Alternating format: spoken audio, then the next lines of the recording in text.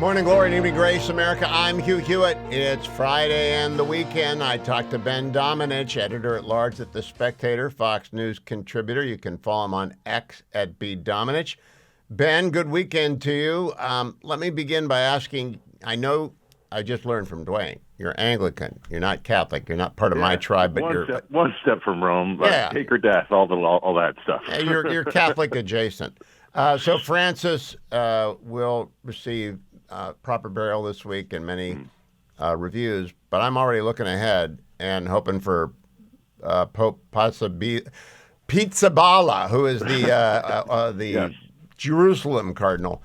What do you think of this whole thing, and should the Catholics get a little bit younger? They haven't had a pope under the age of 75 since 1995. I think that they need to get younger, Hugh, and I mean, and obviously you know more about this than I do, but I certainly pay a good deal of attention to it because it's important not just for the sake of the church, or the Catholic Church as the most important institution in the world, I think, but also, frankly, it has enormous results in terms of world affairs, and I think that the role of the Pope, unfortunately, over the past several years, as Pope Francis, hung on and bless his soul, and obviously we pray for him and for everyone who is affected by his passing. It's one of these things that I think has enormous import about the future, especially if you choose another person who is so long in the tooth that you can't have confidence that they're going to be around long enough to really chart a vision and a path forward. And that's something that I think is very important at this particular juncture, especially given the degree to which religious affiliation has become kind of a cultural flashpoint in a way across the Western world in particular, but certainly around the world, that it was not even a few generations ago. One that really defines what people can assume about what you believe about numerous things in the world, and the way that you are going to approach things that matter, not just as a political matter, but the priorities that you have in life, and priorities you particularly place on the importance of family, which I think is a defining subject for our moment. Boy, did it come home this week in the United States in the case before the United States Supreme Court that pitted Montgomery County, Maryland educrats against parents across the religious spectrum, Muslims, Catholics, Jews. I really like to mention the Ethiopian Copts, COPTS, since nobody ever heard of them before unless they actually are a student of religion. None of them want their kids to be exposed to this curriculum. And it looks like the Montgomery County ideologues just said, you will be made to obey. I can't believe it. I'm curious which of the things stuck out to you the most in terms of the arguments that were coming from the Montgomery County side. But one in particular that I found to be obnoxious was this idea that the problem with administering these different books to these very, very young kids, I mean, younger even than my eldest, was that too many people were opting out. And so it made things too difficult to administer. And that to me was just like this, well, if that's the problem, maybe you should be reconsidering your approach. But no, they believe that they know best. And look, I don't know if you had a chance to read this report about this speech that Alyssa Slotkin was giving today, where she was going to call on Democrats to essentially, they need to stop being the party of woke, that they need to be a party that is stronger. She actually compares it to, she says that she wants the party to be more along the lines of Detroit Lions head coach Dan Campbell in its attitude, and take back the flag and all these other things. Well, that's a nice, fancy, sort of approach to these things. It's one that is awfully inventive in the sense that it's only been recommended by every smart Democrat for the last 20 years. Yeah, I did not see her amicus brief in this case. No, exactly. Unfortunately, she's dealing with people like the Montgomery County folks as being a significant portion of her own party. Yeah. And as long as that's the case, that's going to be a very significant defect for Democrats in terms of trying to make their case not just to Americans commonly, but particularly to religious Americans and to ethnic communities across the country who prioritize such things in their lives in a way that their establishment, elite white wine mom set does not. Well, Ben, let me ask you to try and I've been trying to think this through. Justice Gorsuch eviscerated Mr. Schoenfeld, and I had so badly that I went and looked up to see if he'd ever argued before the court before. But he's a corporate guy, and it's been complex litigation issues. This is a cultural hotspot, and it's about parental rights, which are deeply rooted in American fundamental liberties, going back to the 20s in a couple of cases known as Meyer and Pierce, and as most recently as Wisconsin v. Yoder. His uphill battle. Yeah. I don't think he was prepared at all, and boy, did he get scissored by Kavanaugh and Gorsuch. Did it come through how badly it went for him to a layman? It certainly did. I think in terms of the D.C. legal community, because I had multiple people who are friends of mine reaching out to me, saying, "Hey, you need to make sure you don't miss this." Yeah, and that is always an indication that this stands out amidst the frame of everything that people normally talk about. Look, there's so much of a pivot on this, I think, though, within the intellectual cohort of the Democrats who want to win, and I would include in that number Rahm Emanuel, who, by the way, got got reamed out by a couple of female podcasters recently on some of these subjects. But it's one of these things where there are certain Democrats who understand we have to break away from this craziness in order to win. In order to get back to being a party that could contend for the majority, of the country. And it's not just, John Fetterman making comments about tunnel rats, which, by the way, was my favorite quote of the week. but it's also one of these things where you have to understand that is so much of a portion of your party now. It's no longer just the rump. It's no longer just some extreme wing that you can, that you can dismiss. It's the same as sort of looking at the Bernie Sanders AOC phenomenon. There are too many of them. They outnumber you. And that's a real problem for their coalition going forward. Now, I don't know how they solve it, but I do know this. The only thing that is giving them hope going into this midterm currently is that Donald Trump is making a botch of the economic success that he had his first go-round.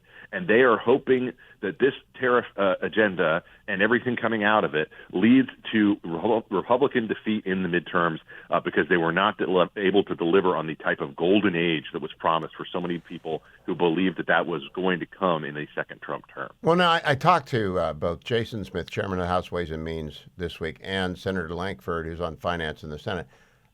Jason Smith, a little more optimistic than Lankford in thinking that July 4th, the reconciliation will be on the president's desk.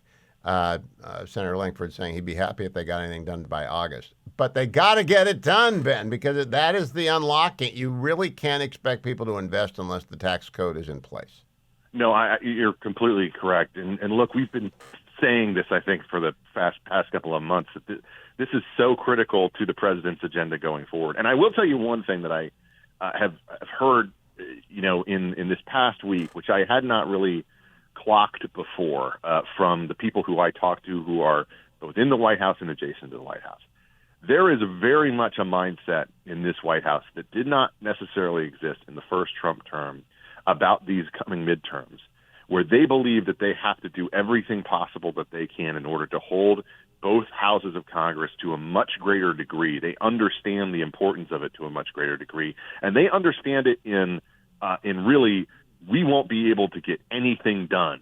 It's an existential thing for them in a way that I believe is both true and, frankly, it's gratifying that they understand the degree to which their agenda will just come to a full stop if they lose the House. And that's something that I think they didn't really fully understand the first time around. Trump 1.0 did not understand that, especially perhaps motivated by the animosity between him and Paul Ryan, which was totally unnecessary. But it's one of these things where I do believe that they think that these priorities as being something that it's not just about the agenda, it's about whether we are going through another impeachment a year or two or three. I really do think it'll be an impeachment conveyor belt. And they understand that now to a degree that I don't think they did before. Well, that will be a great thing if it manifests itself in a little bit more care. You know what another great thing is, Hugh? a great thing is what the Cleveland Browns pulled off last night. I was afraid you bring up Mason Graham, and the fact of the matter is, I think that's a great pick. I think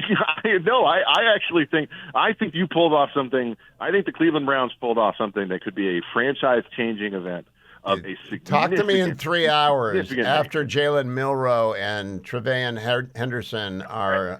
The next two picks could be the difference. That's it. This could be a turning point. You could view this as big of a turning point in the history of this franchise as you have had in a very long time. Well, and thank that 34-year-old GM down in Duval for giving us a first round. And by the way, I hate to root against the team, but Jaguars, if you go 0-6 at 18 next year, it's fine by me. I'll be right back with Ben Domenech during the break. Don't go anywhere, America. I am back with Ben Domenech. We started the draft. Let's go with the draft. I love the draft, Ben. I don't know if you love the draft. I love the draft. I love the draft in part because I've had a team that sucked for so long in Washington that it was always a big deal. It's a very real rarity for me to not make it a big deal. And but I love the fact that this has become, an iconic American event where you have so many people.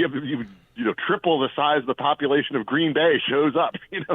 It's what you're too young to remember the joy of victory, the agony of defeat. Worldwide Sports, ABC's weekend thing. But that's why I love it in condensed. It was awful for Shedeur Sanders yesterday, just awful to fall out of the first round.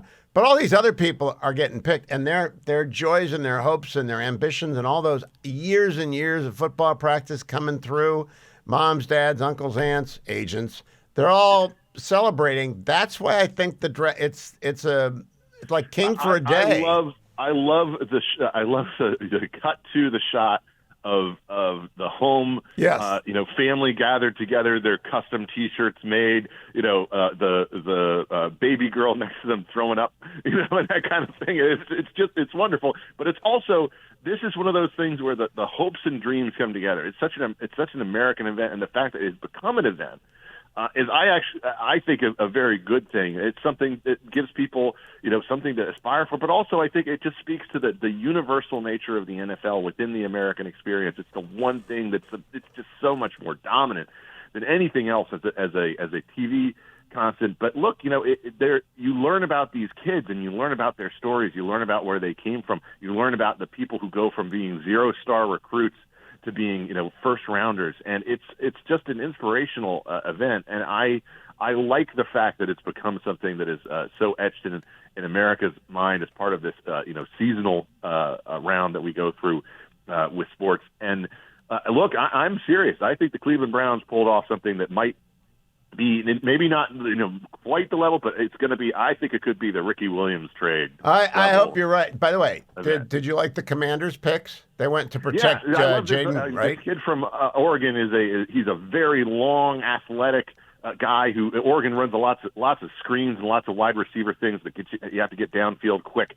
And Cliff Kingsbury, the ex Arizona Cardinals head coach, who's our offensive genius, put a note on the GM's desk this yesterday morning, insisting you must draft this kid, and so I'm glad with the outcome when he's glad. And I got to say, if you've got an asset like Jaden, you want to put some offensive. You got to protect him. You got to do it, and they've experienced the other side of that with Robert Griffin, and they.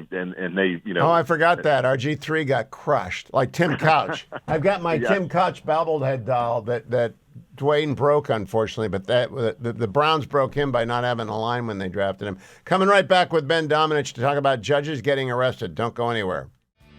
Welcome back, America. I'm Hugh Hewitt. Ben Domenech is with me, editor-at-large for The Spectator, Fox News contributor. Follow him on X at @BDomenech.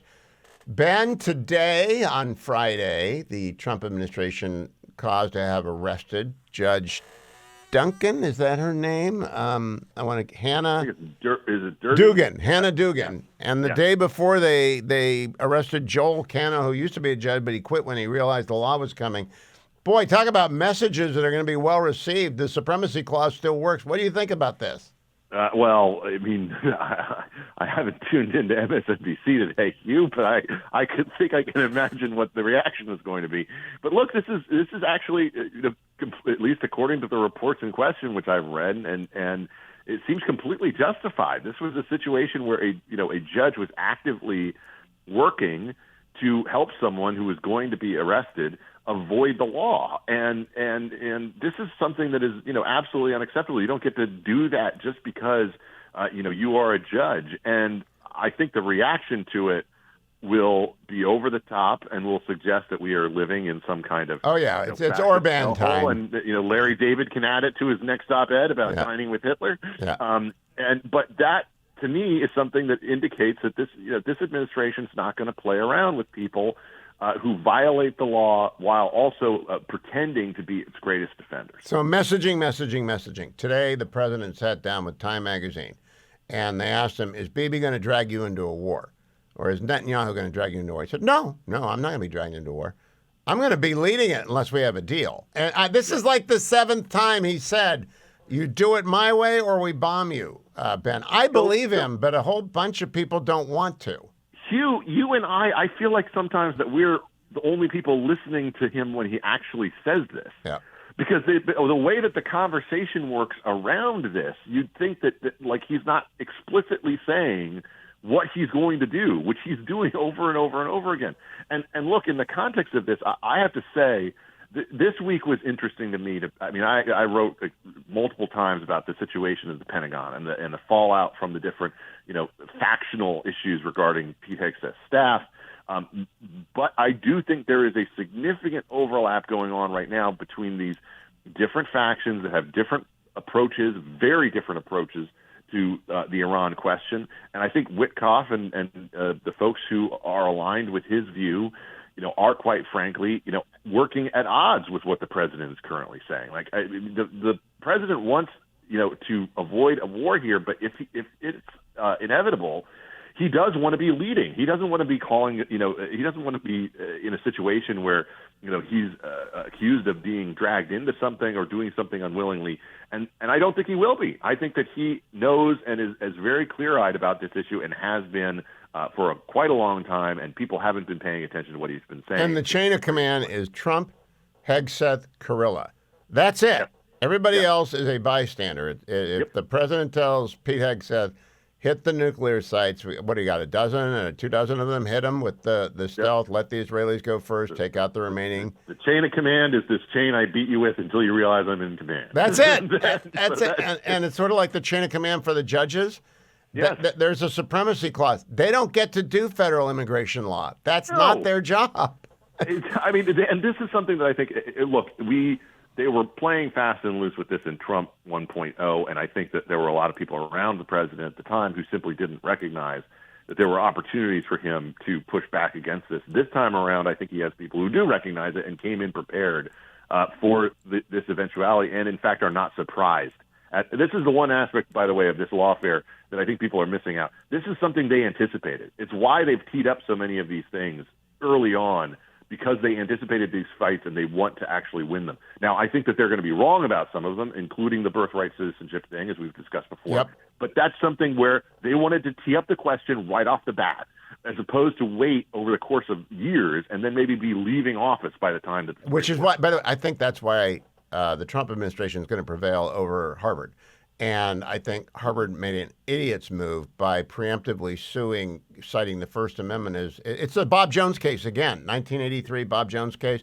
They hate the precedent. It's foursquare on there. If what Harvard was doing, they were doing not to Asian Americans and Jews, they were doing to blacks, it would be exactly the same. Yep. And exactly. I have no patience for them. But I want to ask you about Yale. How long does Yale let this go on? Because this encampment, we're back to the future again on the campus of Old Eli. Yeah, I think it's unfortunate, and I think that my own hope is that the experience of the last couple of years factors into what they do next, because they can't let this continue. I mean, it's not. You cannot have an institution of higher learning that allows this type of thing to continue. Otherwise, you end up with, they're very very expensive inmates, but you can't let them run the asylum. So it's a look. going after higher ed, I think, by the way, is one of the most important things that this administration is doing already. I'm going to be doing a piece for the next issue, in fact, of The Spectator, profiling Chris Rufo, who's obviously a Bradley Foundation winner this year. I think he's one of the most important people in the conservative intellectual space right now, because he's guiding policy and he's guiding tactics at the same time, which is something that you rarely see overlap. And I think he's a pretty unique individual in that case. This is really important, and it's important in the sense that it goes beyond whatever the next 3 years brings. It goes to the question of, when my 4-year-old is looking at institutions of higher learning, will this be one that is even acceptable for her to go to, or is the Ivy League off the map? And I am willing to have that fight now. I want to close by asking, have you written anything about India and Pakistan? Because two nuclear powers that have had 3 wars in the past, we don't have much pull with Pakistan. I'm not sure India will listen to us on this either, but it's heating up. I think it is very real and very heating up, and I've been paying attention to it for a long time. I did essentially the biggest thing that I did in college about the Musharraf regime. The thing that I think is really important for people to pay attention to here is we do not have as much power after the last couple of years in terms of our relationship with India as we would like to have. I think we have, especially I think, unfortunately, a weakened relationship with them as it relates to this. And so because of that, Modi's going to do what he's going to do, and we're going to have to work around him, I think, in ways to try to prevent this from exploding into something much bigger, which it very well could be given the tensions involved. There's an article in Commentary about how the Israelis were wholly absorbed in their own preconceived ideas about what was possible, not possible out of Gaza.